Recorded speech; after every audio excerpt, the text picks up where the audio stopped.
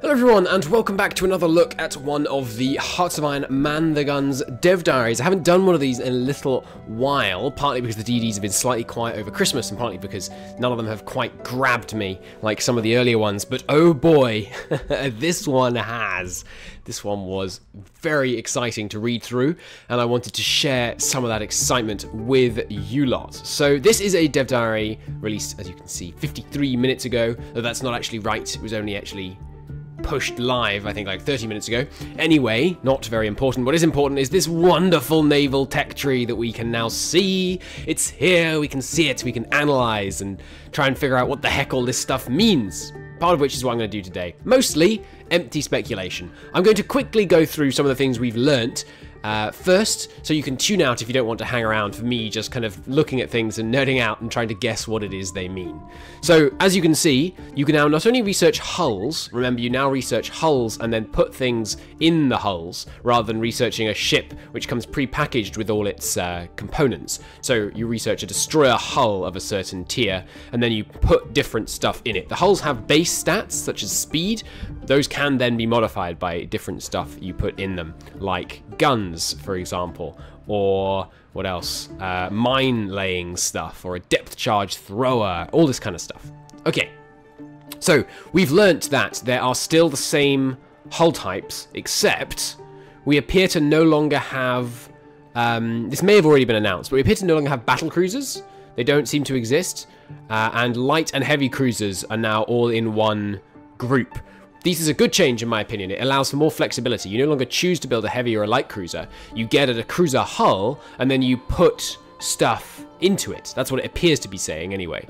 But that makes sense, right? Because you can have a cruiser, in this case, you can have a super heavy cruiser, a medium cruiser, a light cruiser, or a very light cruiser, all in the same cruiser hull, just depending on what things you decided to put in it. I really like that. That seems cool.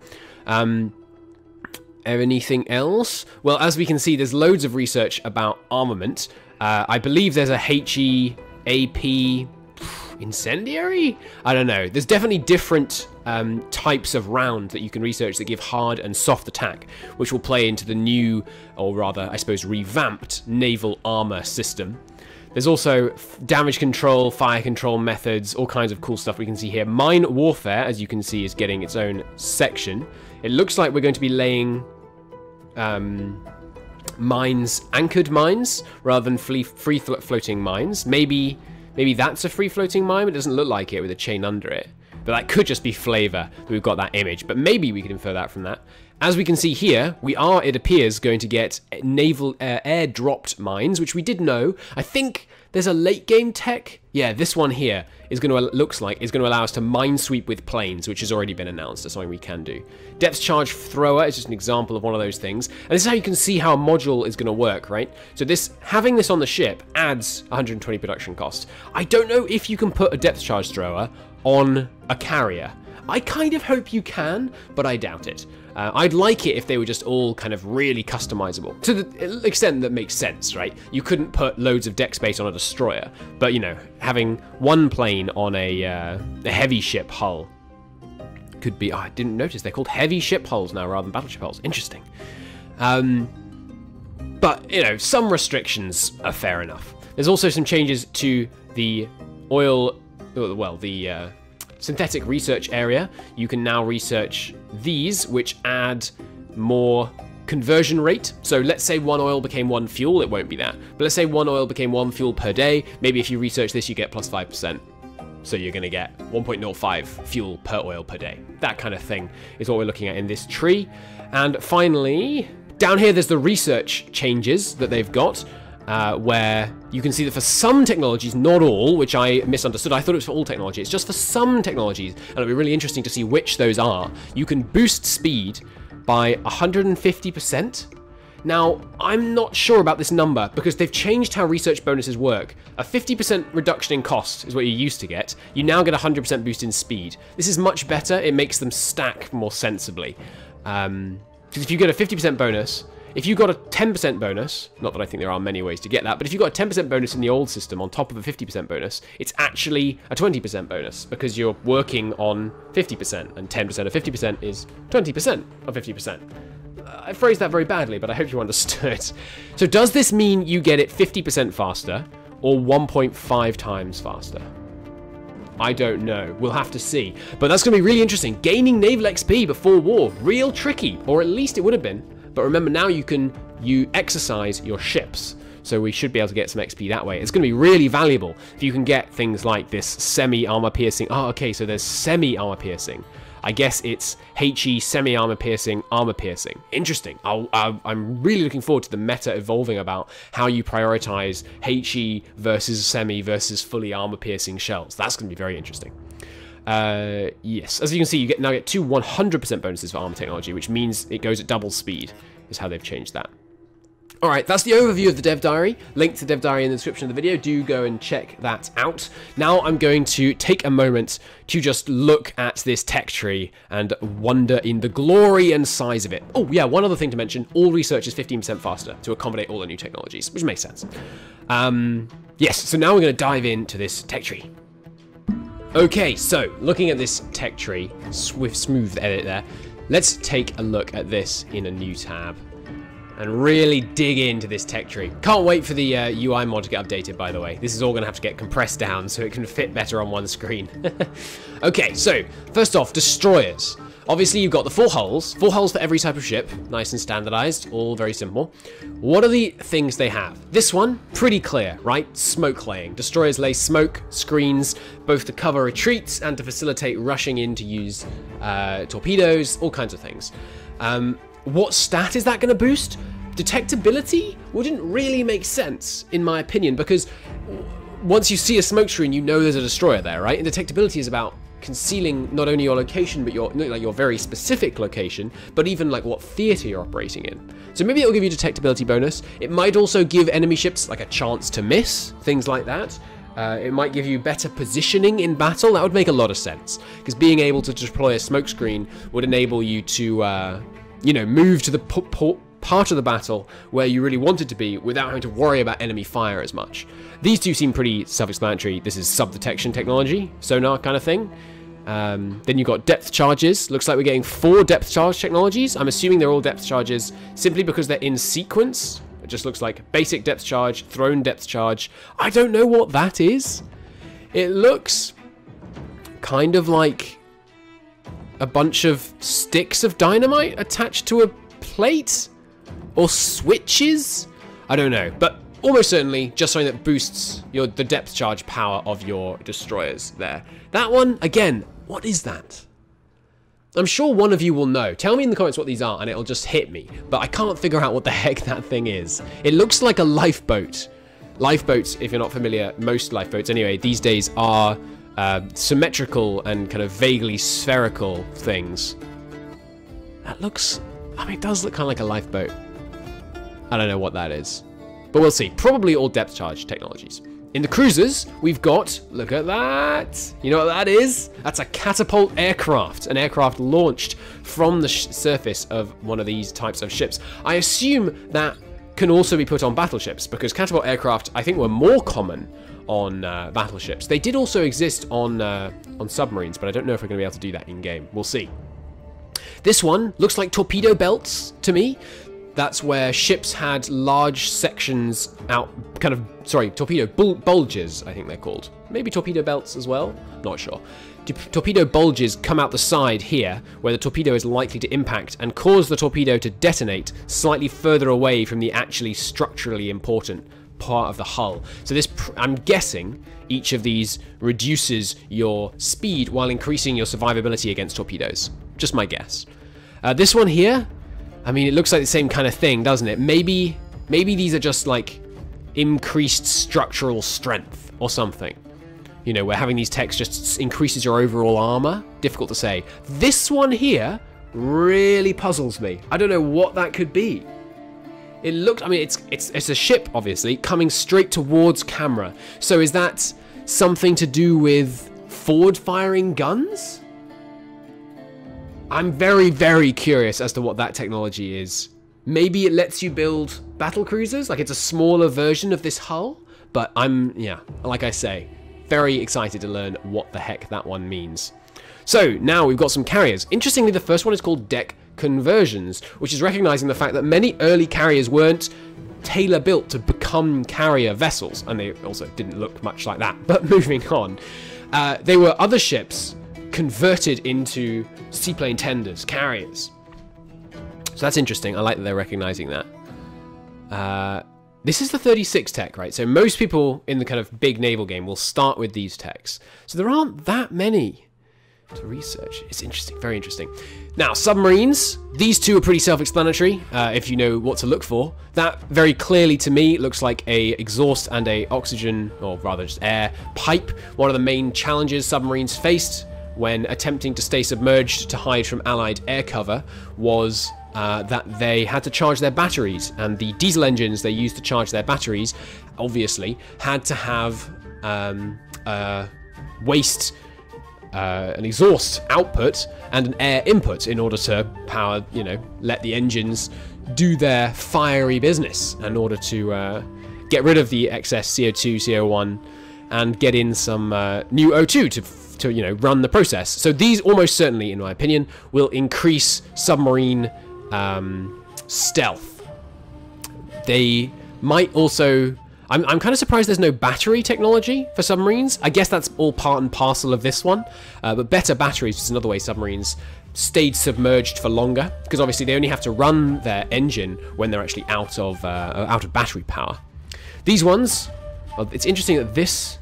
Okay, so you have to research torpedoes as a predicate to early submarines. So if we start as like Bhutan or something, maybe we have to research torpedoes first.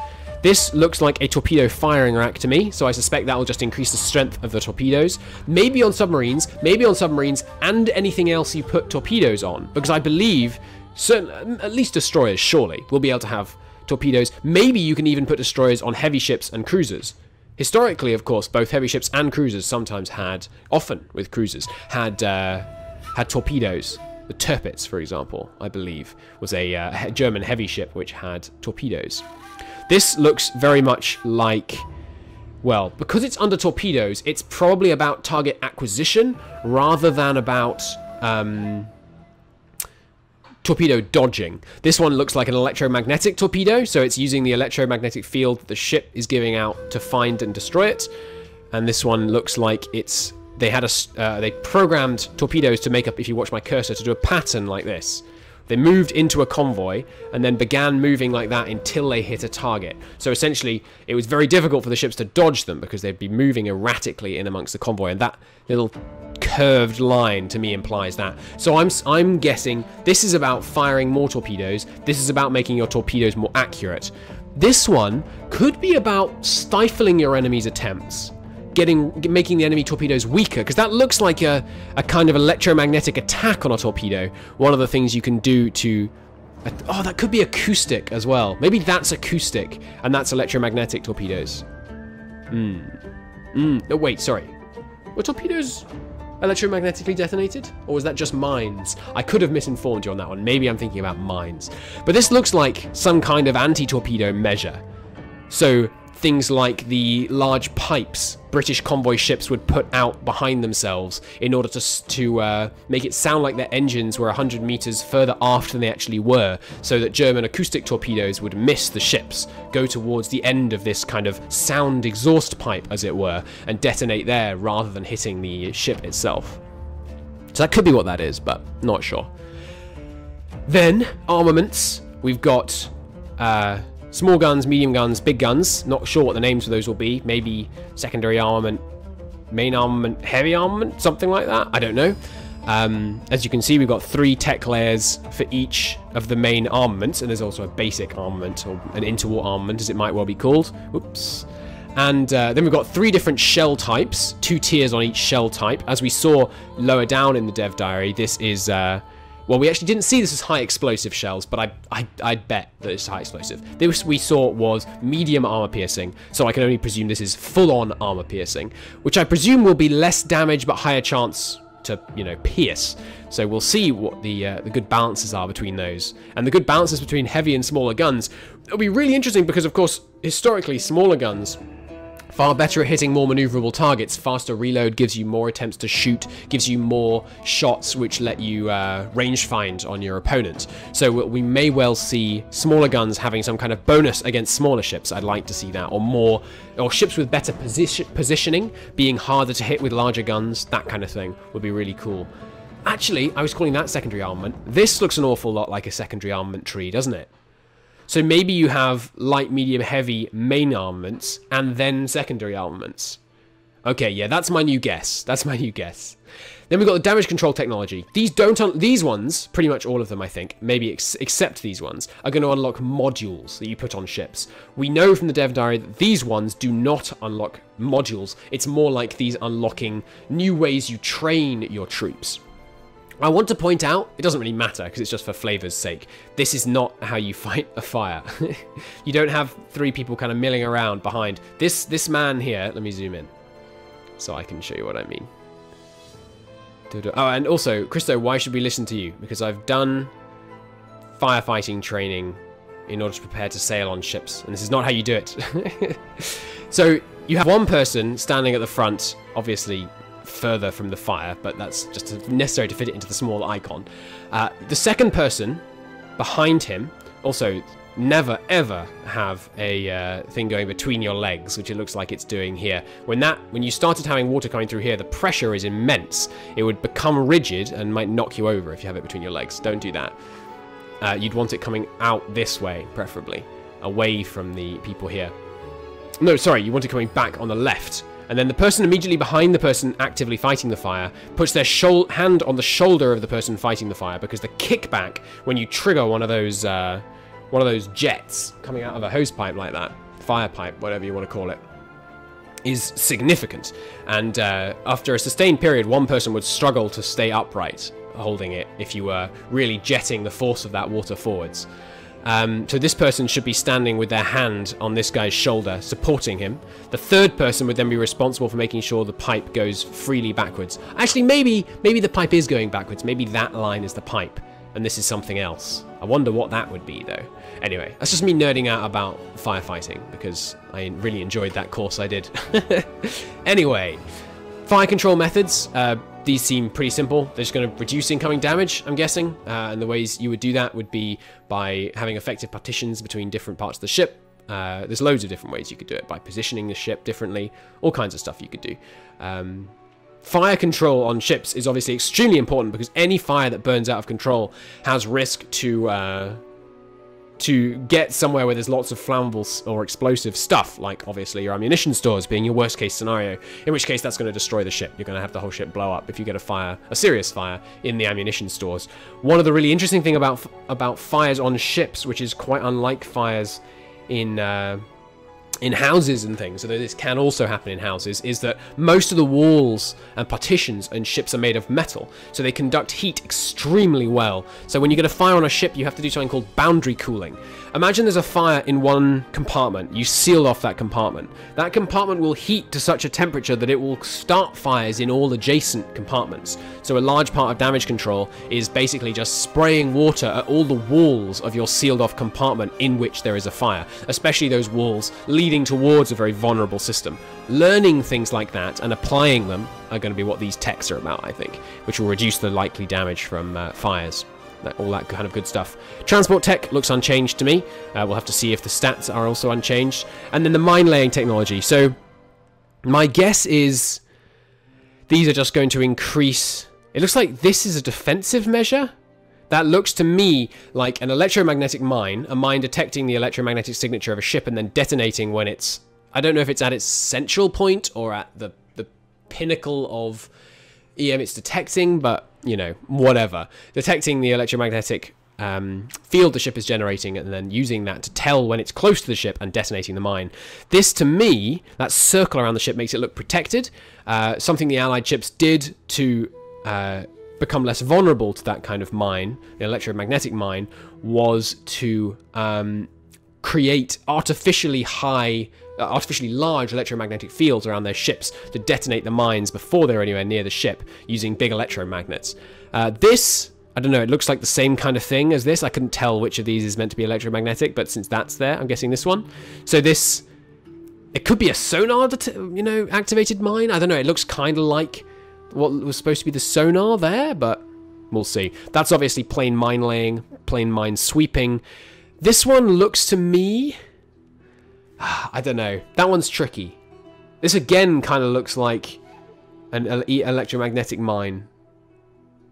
Very difficult to say. And these are just probably about speed of mine laying. So I'm guessing quality of mine laying, anti-electromagnetic mine, plain mine laying, plain mine sweeping, speed of laying mines. Those are my guesses.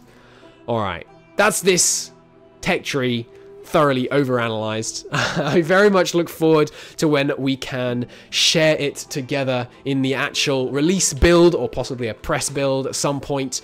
I hope you're as excited as I am for Man the Guns. Go check out the full dev diary. Leave questions for the developers. They often answer questions, and if you leave your... This video is going up about an hour and a half after the dev diary came out, so if you put your question in on the forums at the link that will be in the description now, there's relatively good odds that if you know, phrase your question politely, then you might well get an answer. Unless the question is when's the release date, because I'm pretty sure they're not telling us that just yet. Anyway, thank you very much for watching. I hope you enjoyed my ramblings about what I like and look forward to and guess this tech tree means. I'll see you next time. Bye. Okay, there's the answer. The little icon of the heavy hull is a super heavy battleship, which is very interesting. That seems to me to mean that there aren't 40 and 44 super heavy battleship designs, which makes sense. It would take a hell of a long time to build a super heavy battleship, but still, interesting to know.